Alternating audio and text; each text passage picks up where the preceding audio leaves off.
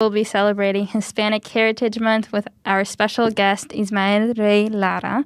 Welcome to the show, Ismael. We're very excited to have you on here for us on the show, explaining more about your perspective as a teacher and as a Latino. How are you today? Well, first and foremost, thank you for the invitation. Thank you for allowing me to be with y'all. Their space. Right. It's great to have you on the show. Thank you so much for making the time to be here with us. It's really exciting too because Ismael just dropped his EP today, Walking Stars, and we're going to be playing some of his music today later in the show. So look forward to that. Yeah. And would you want to introduce yourself to the audience right now? Of course, thank you. So my full name is Ismael Rey Lara III Medrano. I was born in San Francisco, California, in the Mission District. I'm also from Stockton, California as well. Nice. Thank you for introducing yourself, and we will be delving into learning more about you and the information that you'll share with us. But first, we will have Javier say his quote of the week. Yeah, so I thought it was pretty appropriate for Hispanic Heritage Month to pick a Cesar Chavez quote. He's like the Latin American hero. He really did a whole lot for our people. And the quote that I chose by him is, "Our language is the reflection of ourselves. A language is an exact reflection of the character and growth of its speakers." So what I really got out of that quote is that, when I go home, I speak Spanish. I speak Spanish with my family. I speak Spanish with, if I go to like a taqueria or I go to like a Mexican market, anything, like anytime I can speak Spanish, like I'm speaking it, because I'm embracing my culture. I'm embracing where I'm coming from. Whenever I speak Spanish, it's a reminder to me that, I'm Latino. Like, this is who I am. Like, this is my identity. Like, I'm always identifying myself as this. Yeah. And it's just a good reminder for myself. And like I said, like when I'm speaking a different language, I'm in a different world. Like, I feel like the whole world changes when I speak a different language because it's different. No, it really is. And there's a lot of history behind languages. And Spanish is a beautiful language. And I'm so happy to have a background where I can speak Spanish with so many different people and learn so many stories about just what we've been through. So yeah, I'm also proud of being a Latina and embracing that culture with my friends who are having different cultures and different backgrounds. And I can agree that our language really has a lot of history and past generations passed down, learning this language and speaking it, and showing emotion among each other. So I think it's very important, our language, and continuing using our language. And I know like some people that are half Mexican and half American and they don't speak Spanish, but I totally agree with them that they still should embrace their culture because that's who they are, and they have past generations in their blood. So of Spanish speaking generations, talking-wise. But yeah, I liked your quote of the week, and thank you for sharing it. Yeah. Now we'll be learning more about Ismael's perspective as a Latino teacher. And Javier will start off with the question. Yeah, so Ismael, from, I was saying that a lot on social media that you were advertising your classes that you were teaching. And that made me think, well, what made you want to become a teacher in the first place? That's a great question. For me, I tell my students all the time that I didn't know about my history initially as a spark to want to become an ethnic studies professor, someone who centers the Latino diaspora, someone that centers the beauty and the brilliance of the Latino experience, because I just wasn't taught that, from K to 12. I just wasn't taught that. I think that looking back, even in high school, if I learned something about Mexican American history, it was very brief. It was maybe a paragraph. And it might have been even like towards the end of the semester. What really sparked an interest to me was first learning about African American history, African American literature.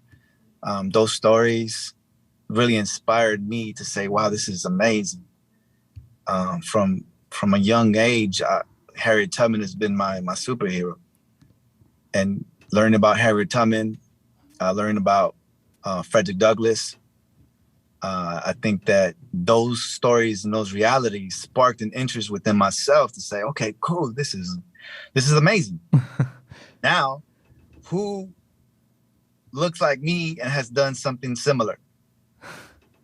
And that's what bridged that interest, that curiosity. And so that's when I knew I wanted to learn more about my history. And so I think another thing I just got to say real quick is that you're looking at someone that didn't even graduate from high school. Someone who was born here in the States and grew up, like you said, speaking Spanish. We always spoke Spanish in the home because we come from a Mexican family.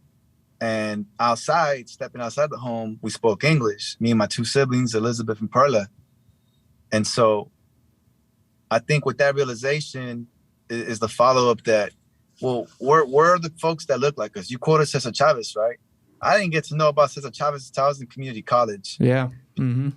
I didn't graduate from high school. I had to go to Stockton School of Adults. And then I was enrolled in the San Joaquin Delta College in Stockton. I was enrolled and registered into the Puente program. Puente is a statewide program for underrepresented students to help them with counseling, mentorship, and through guidance. And it was those classes that taught me about Chicano history, Chicano literature, just how the interest began with the African-American history classes that I was taking in high school. That's awesome. You know, I relate a lot to what you said because, you know, growing up for me too, I didn't really, you know, a lot of the books that they were teaching in high school and a lot of the books that they were sharing in middle school even, they were all written by white people, you know? And yeah, sure, it's good literature and it's good for, you know, learning the English language. But also a part of me was like I want to learn more about like where I'm from, you know, like where I come from, like, because I'm Mexican too. And, you know, there's not many, you don't really learn a lot about Mexican leaders or, again, like the Mexican-American War. They just kind of say, oh, yeah, Mexico lost. America's the best now. So it's like, okay, well, what really happened in that war, you know? They don't really want to delve into details like that. You know, it's all very skewed. Like all high school history in general is very skewed and just praising America all the time. Yeah, I can relate that. I didn't hear anything about Cesar Chavez until I took Presente, which is this class that MCM offers. And it was pretty cool because in Presente I was able to learn about my culture. Because in school as well, in high school, I didn't learn about like where my history comes from.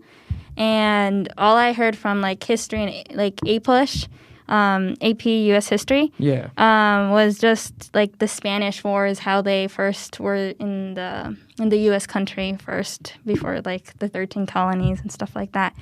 But it wasn't with great details. And like, yeah, they mentioned mestizos, but it wasn't like in great detail with what they did with the American literature or history that you have mentioned. Right, and I thought it was very eye-opening too when you mentioned that your heroes are, you know, Harriet Tubman and all these really great African American leaders, because Harriet Tubman, I mean, did so much for the African Americans here in America, and her story is just so inspiring because she literally was a slave herself, and she managed to save so many lives and like get so many people to freedom.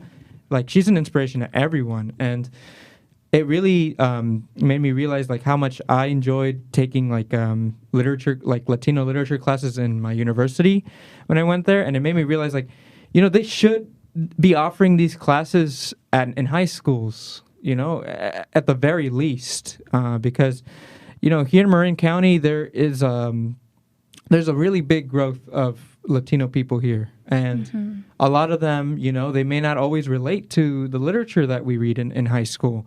And that would cause some of us to like just not want to go to school because it's just like it's not relevant to us, right?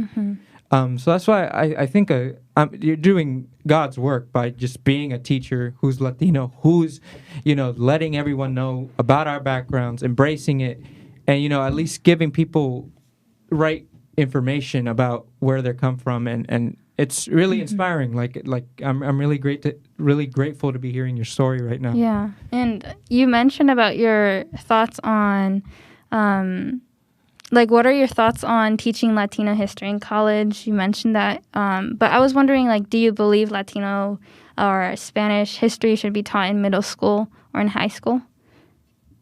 Yes, absolutely. And I just want to give a shout out, give a lot of credit to my chair at College of Marin, because I teach at a lot of colleges.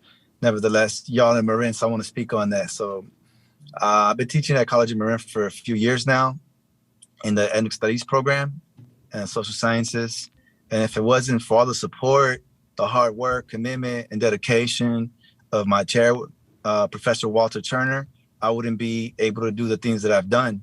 Because of Walter Turner, I've been allowed to access with the institution, of course, of College of Marin, with the help of outreach, Anna Pilita's office, and Julian and Lily and Avi and all those good folks. Because of them, I've actually been teaching dual immersion for the last couple of years. And so the College of Marin will send me to San Rafael High School. I've taught a semester at Terra Linda. I taught another semester Mill Valley, I think it was Mill Valley, if that's a high school in your area. And then mostly I've been based at San Rafael the last couple of years. And the answer is yes, yes, and yes, because teaching with young folk in high school, some of those high school students are now at UCs, CSUs, COM, and it's really amazing to see the response, the emails that I get even today on my class.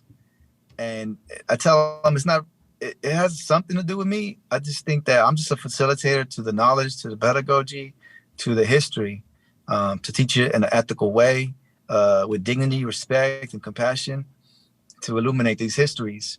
And so I think that yes, yes, and yes. And now we don't have to necessarily teach the same book. I'll give you a concrete example. A Different Mirror by Ron Takaki is a book that I've used in the high schools in San Rafael. And it talks a lot about a lot of the oppressive natures in which most Americans don't realize that Black and brown people have endured. For middle school, I would say use the young reader version of that same book. And so that's the follow-up to your second question is yes, I think that Yes, I think that we should be teaching that in middle school. Now, maybe not necessarily with the exact same text, but there's text scholars that are brilliant that create books for younger minds to be able to grasp and understand. And at the end of the day, I really believe that kids and youth are really smart, really intelligent, and they know the realities in which they live in.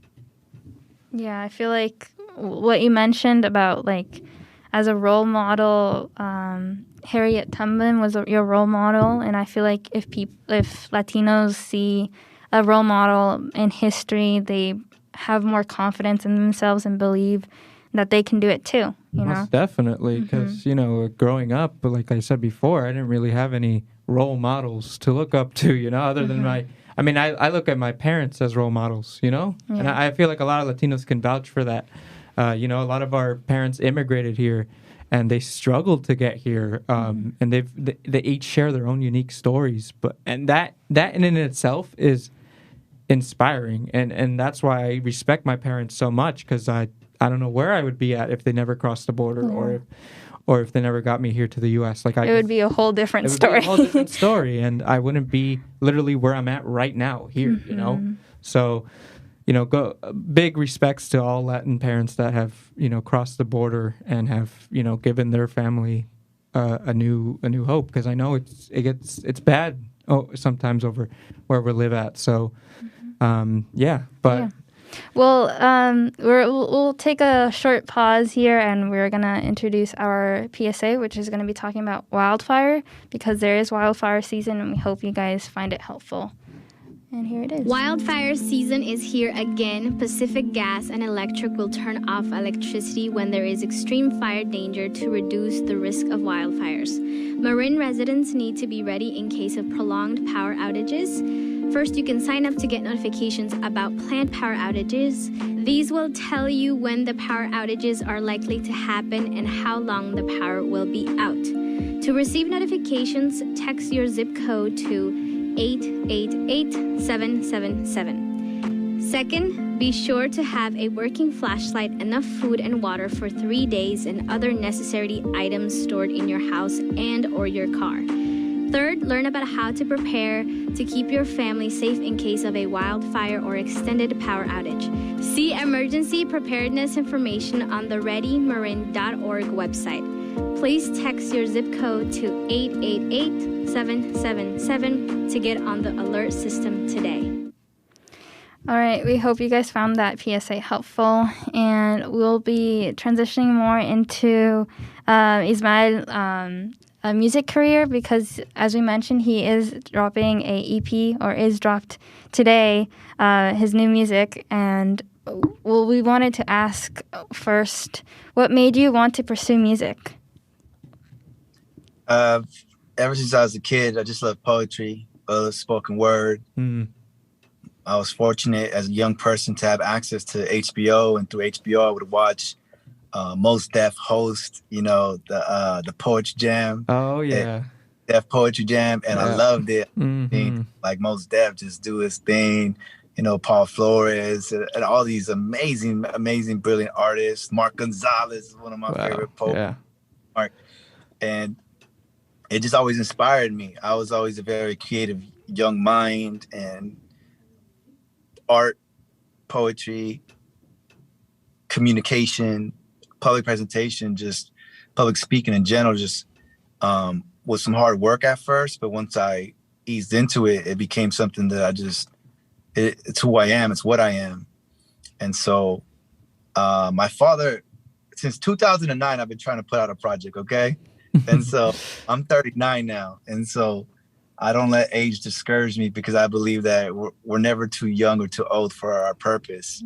And I believe that music is a part of my purpose. I believe that my music goes hand in hand and is intersected with what I teach. Because if y'all take a listen to the EP, and you're gonna hear a lot of cultural references, a lot of historical references, my personal perspectives on issues, on politics, on equity, and oppression and whatnot. And what really, really made me get this EP done was the death of my pops. My pops was everything. My pops instilled the values and principles that have made me the being that I am today. And through his strength, I found the courage to lose fear, to lose sense of, I never put that project out because it was never good enough, or I thought people would laugh at me. And I failed a lot in community college. I went to undergrad at UC Merced. And I don't know if y'all even remember this movie, if you ever seen it, más bien, but like 8 Mile starring Eminem. Yeah, of course, watch that movie. Folks, that was me. Yeah. The day before my first performance at UC Merced, the day before, practice was great. I killed it, went fine. And then the day of, I wasn't feeling too great. I had some anxiety building, and I got into 3 words, and I just choked and froze. Yeah. And horrible. I felt like my world was gonna end. I felt just like Eminem in that movie. And then I say that to say that there's been other times where I did very good.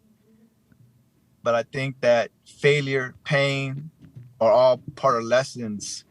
And when my pops transitioned to be an ancestor, it really reminded me that I need, whatever my dream may be, I can't hold back or worry.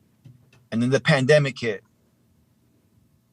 That was the first phase, was my dad. The second phase was the pandemic. And in the pandemic, people are dying every day. Excuse me. And I just kept thinking about, if I die today, what is my legacy? If I die today, did I really pursue with all my heart, with all my love, with all my soul, my purpose in life? And the answer was no. Because I've had this itch to pursue an artistic career, and it's tough. When I'm married to my beautiful wife, Jackie, we have 3 beautiful children. They all have not what middle names, indigenous names. My firstborn, Ismael. The fourth, Huitzilin. My secondborn is Emiliano. Oh my God, why am I blanking on his name? Cuauhtemoc. My thirdborn, Santiago Anali. And they all have cultural references. And honestly, it's because of my family and my wife and my children that gave me the strength to do what I do. If you look at the cover art to the album, it's called Walking Stars because it's the main song that I wrote for my dad. And it's a reminder to people that listen that, hey, we ain't perfect, but every day we have a chance to grow, to love. And through that understanding that once we let go of fear and we understand that we never die, that the second law of thermodynamics is energy can't be destroyed, or duplicated, that means we transition into stars and we become ancestors. And then our duty and our job is to illuminate the path for our loved ones on Earth. Well, sorry to hear about your father's death, Ismael. I understand how that can be. I suffered a lot of death in my family during the pandemic, unfortunately. A lot of my grandparents and uncles that I knew in Mexico unfortunately had to pass away from COVID-19, and it really hits hard, and I understand how it feels to lose. Also, I've lost a brother too. I had a brother and I lost him at a very young age. He left this planet way too soon, but it's things like that make you who you are and make you kind of just want to reach out and just do the thing already. I'm so glad that you were very transparent about you were practicing for this show, and then you were doing great, and then come the show, it doesn't go according to plan, and that's just how life is. Life doesn't go according to what you think, and also being motivated and doing. Being scared, having that anxiety that man, if I release this music, everyone's gonna think it's crap, or if this and that, what if it doesn't sound good? We're all perfectionists, we all want it to be like top 100, perfect, and I'm the same way too. I've been meaning to come out with music as well, but it's just that part of me where I'm dude, I just think I sound the same as everyone else, or I sound like I'm doing that, but just do it for yourself. I think is really important. Do it for yourself. Do it for the people who you love, because that those people that you love, they're gonna go back and they're gonna support you. And you're gonna really find the people who really care about you. Will be listening to your stuff. Will be supporting you in whatever projects you may be doing, and it's just you have to push yourself. And you have to take those risks. Taking risk of being live in person or having to do this project. Just putting something out there, and like you said, leaving a legacy. How am I going to be when I die? What are people going to think of me when I die, when I'm no longer here in this planet?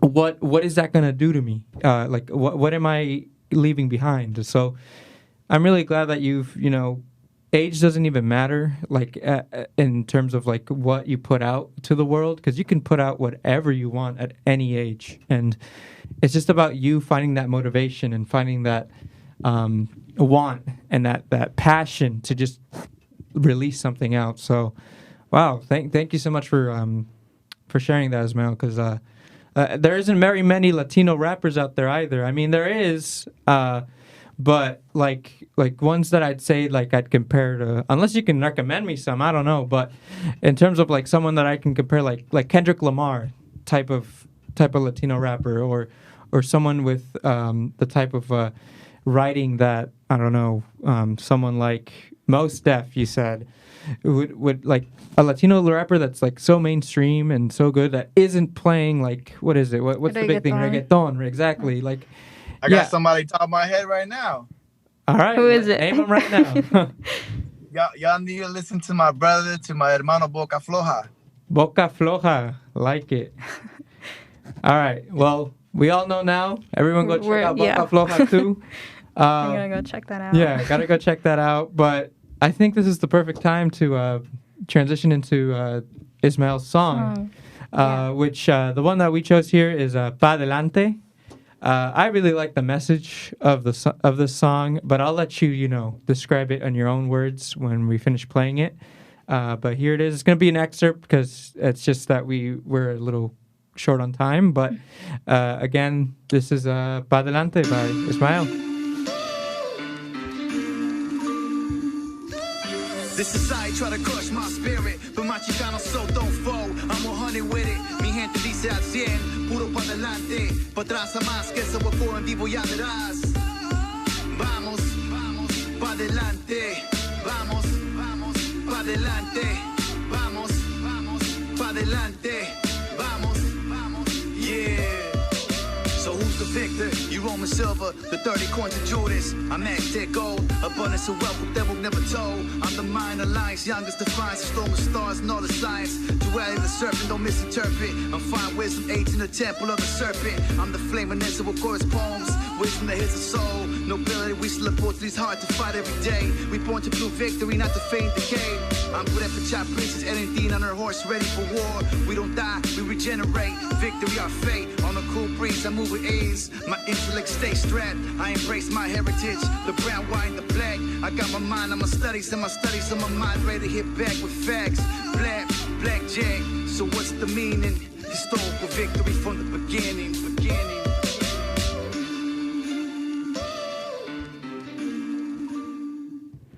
Wow.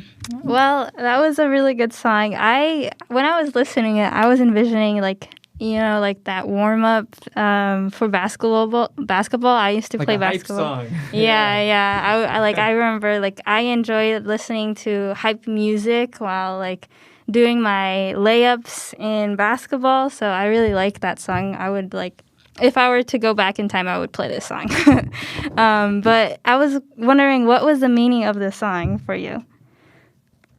Yeah, Pa Adelante is I think it's my anthem it's an anthem song, right? It's talking about historical consciousness that is sometimes very deep, and there's layers, and I understand that. I'll tell you like this. When I'm in the classroom, I think about what my wife and I talk about. She's an educator as well.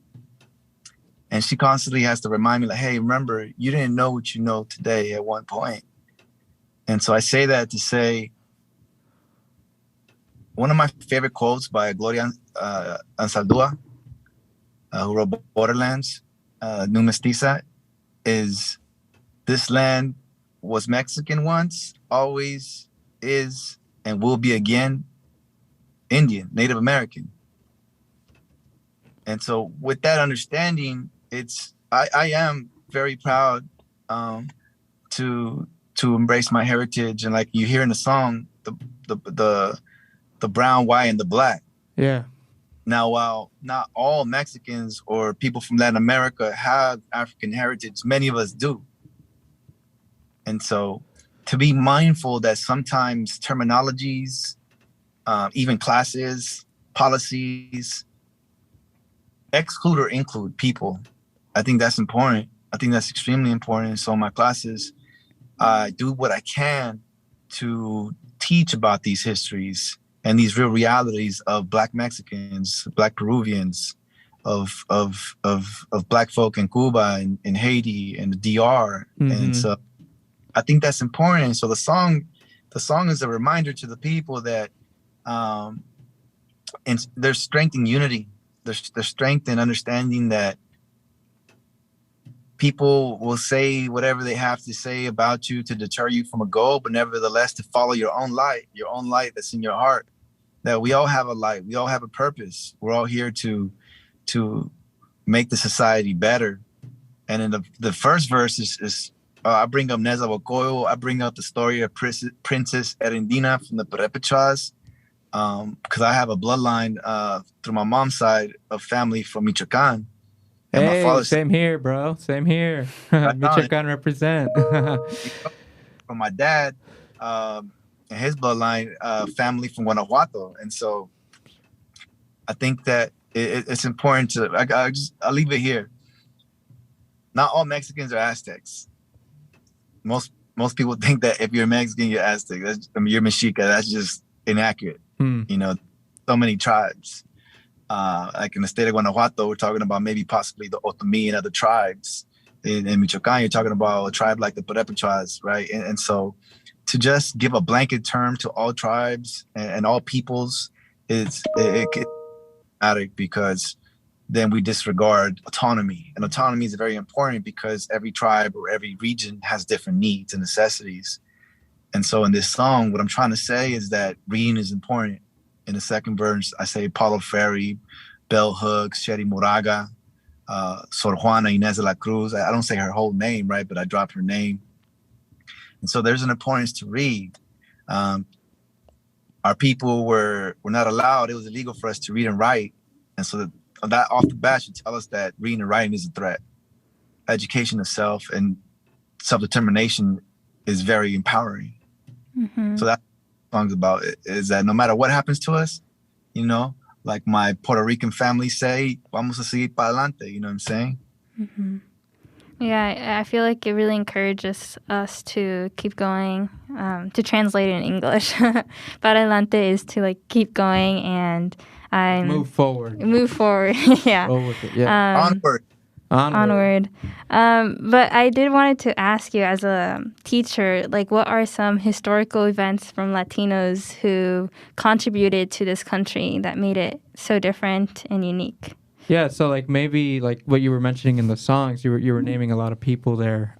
Maybe you can explain a little more about like how not all Mexicans may be Aztecs. I think that'd be good to know. Well, yeah, because you know, I'll do two things in the same question, right? When the term like Hispanic is created by the U.S. government, it has specific objectives, desired outcomes. Yeah. As for a census, right? And so Hispanic has this connotation to Europe and to Spain, and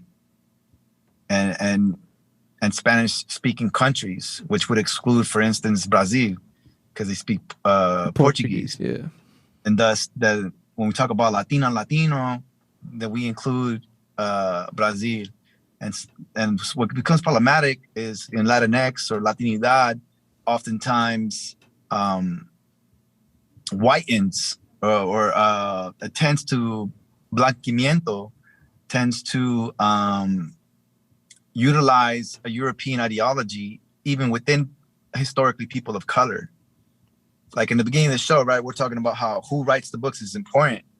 I think equally important is their consciousness and contributions. For instance, I'd rather have a person of color that's for people of color versus a person of color that's not for people of color, if that makes sense. And so what I'm saying is that oftentimes these terms, they are put out to the general masses because they sound cool, right? Nevertheless, they might have detrimental, problematic outcomes that exclude Black Mexicans, Black, Puerto Ricans, et cetera, et cetera, et cetera. And so if y'all want to get a little more information on that, there's a few books that I'd read. I'd watch Boca Floja's documentary on Nana Dijo. I'd watch PBS documentary, Dr. Gates Jr. on Black and Latin America.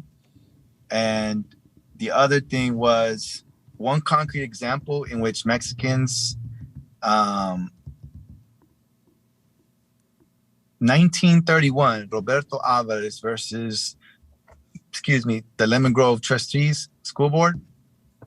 Most people don't know that the Supreme Court case, landmark case of Brown versus Board of Education, 1954, that desegregated schools, right, is a landmark case because you desegregated schools. But most people know that it's actually one of the first successful desegregation court case was led by Mexican and Mexican-American families in Lemon Grove, California, outside of San Diego. and they don't know that the stereotypes are Mexicans are all these horrible things that I don't want to name. Nevertheless, if we understand history from a perspective in race and resistance, we understand that people of color have always contributed to this country. And in this case, we should read, we should probably take my class or learn more about the Lemon Grove incident, because that's the first successful desegregation court case in the United States of America. And it was led by Mexican and Mexican-American families who do value education, who do value everything that is the opposite of the stereotypes that's stigmatized upon us. Mm-hmm. And, you know, just kind of to add to that, I wanted to mention that a lot of people seem to also, you know, because of all those stereotypes that have been made by for Mexicans, right, that the U.S. made, that those stereotypes translate into other people who aren't even Mexican, but are Latino. So, like, what I'm trying to say here is, like, there's a lot of Guatemalans here in Marin. Like me. Yeah, like Anali. There's a lot of people from Honduras here, and there's a lot of people from all over Central and South America. So it really, those stereotypes are so harmful to them as well, because they, I mean, we're all very different. I mean, we all speak the same language, but the culture in, like, let's say Mexico and the culture in Costa Rica, it's different, you know. It's not. We're not all the same, and you know, I still face a lot of discrimination from a lot of people here in Marin. I feel a lot. They're still like, oh, look, here's a bunch of Mexicans who are really lazy or something, or like, oh, look, these guys. Like, it always has to be with Mexicans, but not everyone that they say that to are Mexicans, you know, and it causes a lot of hurt between ourselves too, because then the Guatemalans are like, well, look at what the Mexicans caused. Now everyone looks at us like them, or something. You know, it causes kind of like this like really terrible dynamic with that was only built from the stereotypes that were created by the U.S. And I mean, obviously that's like an extreme example, but I'm just saying that those stereotypes really are harmful to all of us. You know, not just Mexicans, but it's also harmful to whatever Central Americans come from, or wherever they're from. They have to face the same things too, and it's not really their fault either. You know, they didn't come here thinking that we're going to get all these stereotypes that were created for Mexicans. Like, it's just unfair, you know. But yeah, real quick, is that by accident or by design? That's food for thought. So let's keep it moving though. Oh, what did you want to say? What did you want to say? Do you think that's by accident or by design? The stereotypes. Yes. I think it's by design. Like, it's definitely designed to, like, put us to literally break us apart, you know, and kill our culture in one way or another. I think that just stereotypes in general shouldn't exist, but unfortunately they do. And that's what causes a lot of discrimination and a lot of hurt to be done, and to not just our race, but every single other race that isn't white, you know? I mean, yes, white people can get stereotypes, but they're the ones that made it in the first place. So it's like, you know, it's like... What are your thoughts, Ismael? So real quick, look, I tell my students, poverty, let's just talk about poverty real quick. Poverty impacts all people, including white people. Nevertheless, it disproportionately impacts people of color, because the way in which policies, acts, laws, and treaties are designed. Mm-hmm.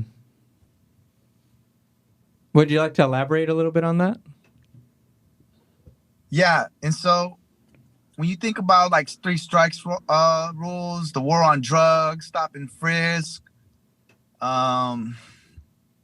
things of that nature in the court systems, is that Black and brown folk get harsher sentences and punishment compared to their white counterparts for probably the same thing. Mm-hmm. And why is that? It's because the criminalization of the Black and brown body is not new. It's been going on for centuries. And once you have a system of enslavement, and then you could no longer profit off of that system of enslavement, the status quo, the master narrative that Takaki talks about, wants to sustain the construction of whiteness, that its intentions and goals are to say, if you're not white, you can't be American. And we see that reflected in the laws that constantly are racist. We see it with, for instance, if I say Repatriation Act in the 1930s, that may not necessarily sound racist, but what's the outcome and the function? It's to deport people that supposedly shouldn't be here.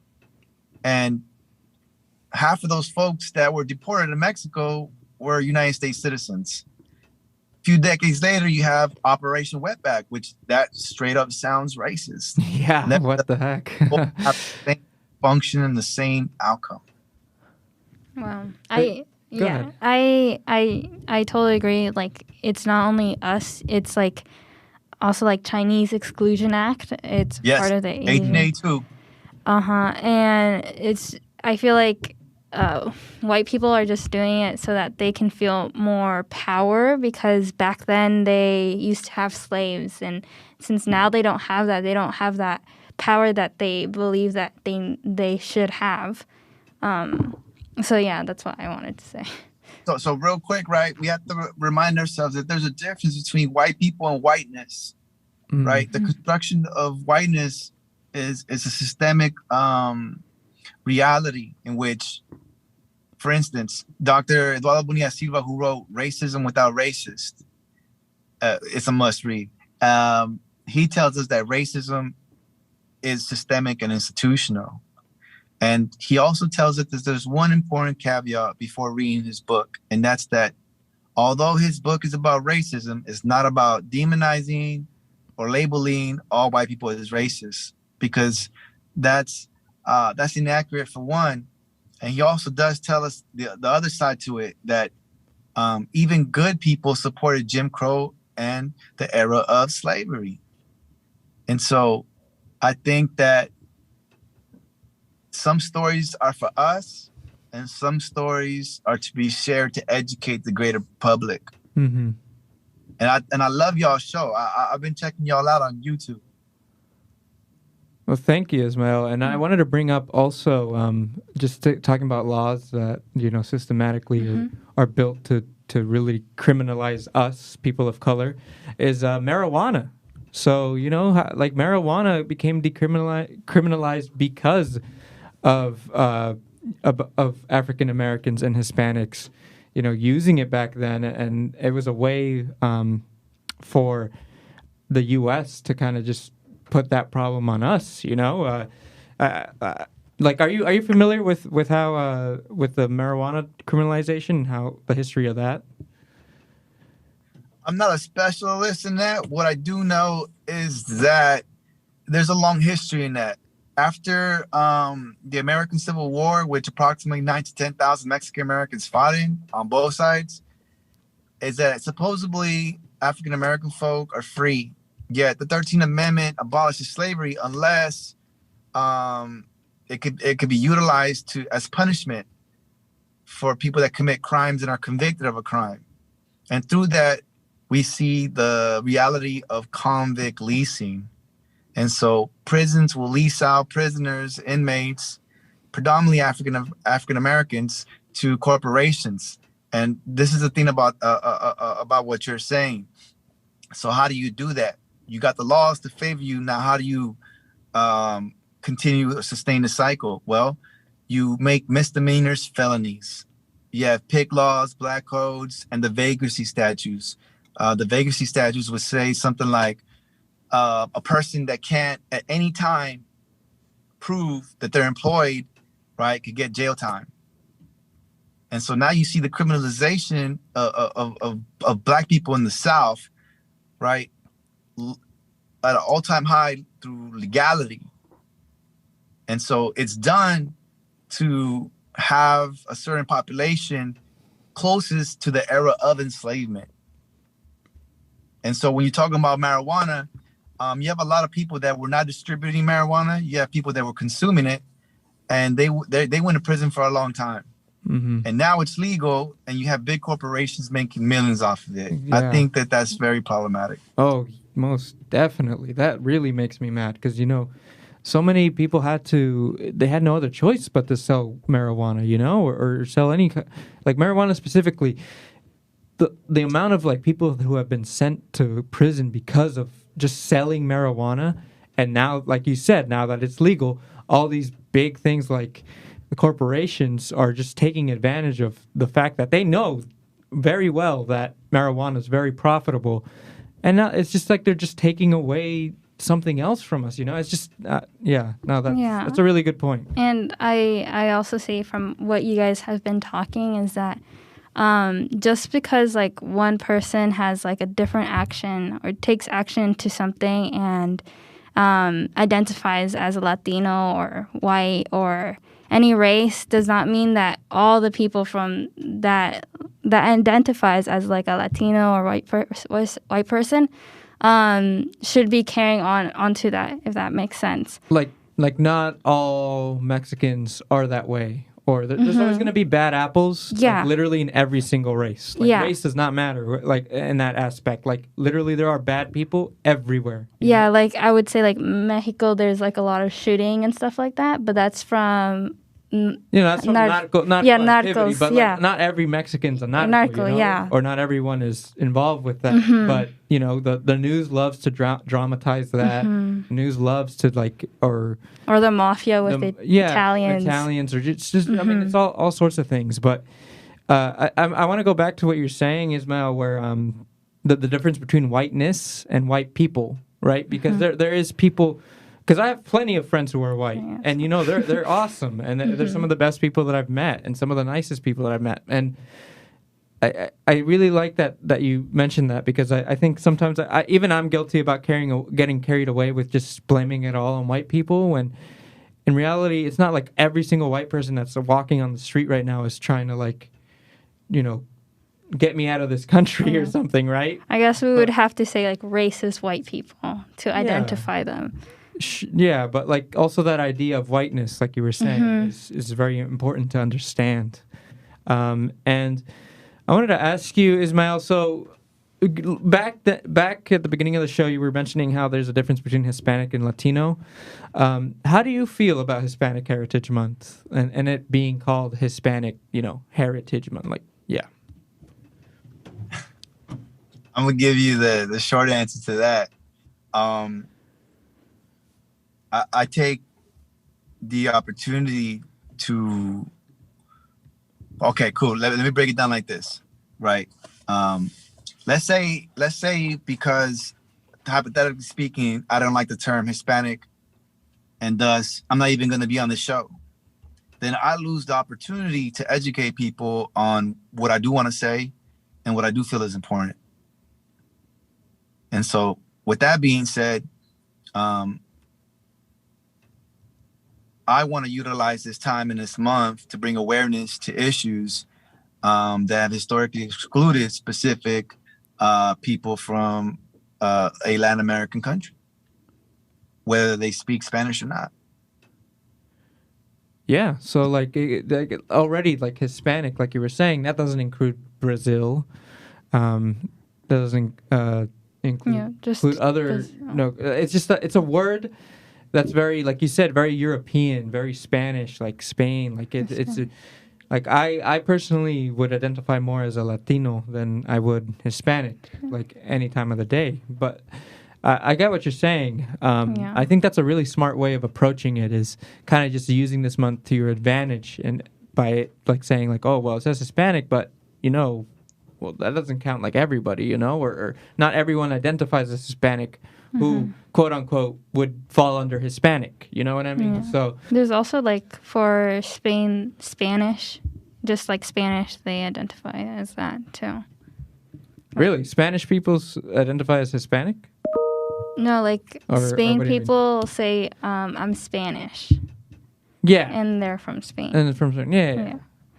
But speaking about like Hispanic tradition, what is something that you wish to pass down as Latino American? A tradition that you would like to pass down. I was talking about that with my wife last night. It would hands down be Dia de los Muertos. Oh yeah. Oh, so I have a little altar for my pops with a picture, and I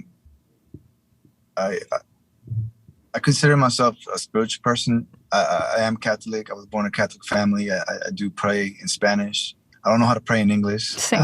Same. I can only pray. Yeah, it's coming from a family who was very Catholic. Like, I can only pray or go to church in Spanish. Like, it just makes more sense to me, you know. I really don't know the lyrics in English for me to do it if I wanted to. So I learned all my prayers in Spanish, and I would say Dia de los Muertos is coming up.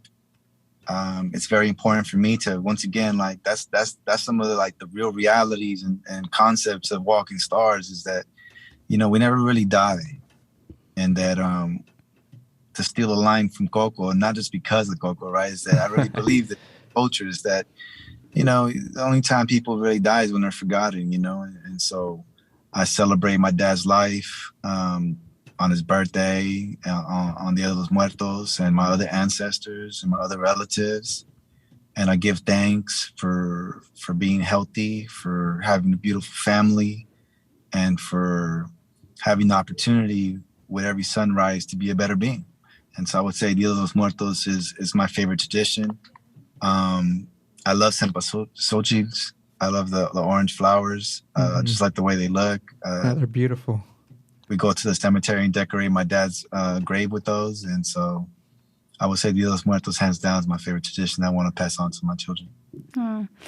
Yeah, I would say, like you mentioned Coco, and I'm Guatemalan American, and I didn't really know much about Dias de los Muertos. Only like they only like advertise like the schools and the flowers when I was in elementary school. But once I watched Coco, it was like very emotional, like sentimental movie when I watched it, and I actually cried because it was like so good, because it just like really shows like what it means for people for Dia de los Muertos. So yeah, I really recommend people to watch that show. That movie, if they haven't seen it. Yeah, and for me, you know, since I'm Mexican, Dia de los Muertos has always been very important to me and my family. And it's just a beautiful holiday because I really get to just reiterate just really understand where my ancestors came from, and like that my ancestors never really die, you know. They're always with me. They're with me everywhere, and they're protecting me, and they're guiding me to do, you know, the best things in life that I can. And just being able to like hear stories from my uncles about people who have passed, like my grandparents, or just being able to decorate an altar with them and really learn more about like the history of my family. It's beautiful, and it makes me so proud to be a Mexican American here, and being able to celebrate something that's, you know, celebrated so much in Mexico, but bring it here to America and still get the same like feeling, you know. Mm-hmm.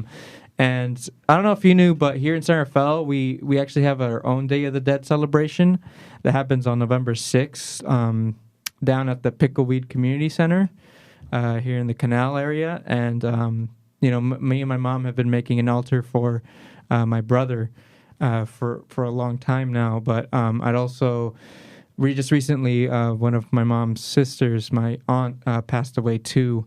And we're going to be making an altar for her as well. But it's just like, you know, my mom, she really loves Day of the Dead because, you know, for her, it really hurts to see someone pass away. But Day of the Dead serves as a good reminder for her that, you know, they're not really dead. They're still here with us. And there's still ways to celebrate who they were and who they are. And it's just a really beautiful time. And even if, like, you aren't Mexican, I think it's always good to go and maybe visit one of these Day of the Dead events or just altars, or be able to go see one, because there's really nothing like it. And it's a really beautiful tradition that was brought from Mexico here, that's celebrated now here in America. And I think it's worth it for everyone to go check them out, because maybe you're inspired too to make your own altar, because obviously it's not just limited to Mexican people to do it. I know there's a lot of people who aren't Mexican who put down altars as well, and it's just that's awesome. So I'm really glad that you mentioned that, because that's definitely a tradition I would want to pass down to my future kids. So yeah. And how do you think we should continue to raise awareness about Latino history and also Hispanic heritage? Well, Hispanic history as well. Yeah, I think that that's a great question. I think that it should be through education, through ethnic studies courses. That should be requirements. There are requirements in the state of California for CSU students.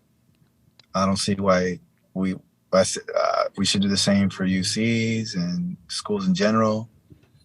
And I think that's important. I think that we need also films like movies, documentaries, written and directed and acted by Latinas and Latinos for Latinas and Latinos. Exactly. So I think that representation is necessary. Equally important is the follow through of that cultural production to be an accurate depiction to inspire others. Most definitely. Well, we're running short on time now, but Ismael, it's been great having you on the show today. We really have had a whole lot of fun just being able to talk to you about where we come from and you sharing your thoughts with everyone. Are there any last words or sentences that you'd like to let our audience know before the show ends? Yeah, sure. For anybody that's ready to take a community college course, come see me. I want to apologize for being in the van. It's because we're live on set. We have the director outside waiting for me, and we're gonna finish filming my music videos here in the Mission District where I grew up. Awesome. Other than that, please check out Walking Stars EP. I'm utilizing my real name to pay tribute to my ancestors, and I think that that's important. I want to say thank you to y'all for reaching out, for sending the emails, for following up, making sure I'm here. I hope that one day I could be live in the studio with y'all.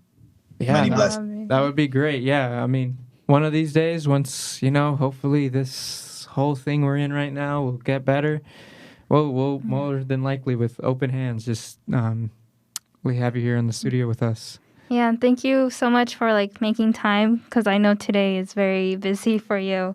But we were very grateful that you were able to make some time and accommodate with our timing here on the show. Thank you. I appreciate y'all. All right. Well, that's it from us, everyone. Again, this is Ismael Lara, our guest for today, and we'll catch you guys next week. Thank you all, and take care. All right. Bye, guys. Bye-bye.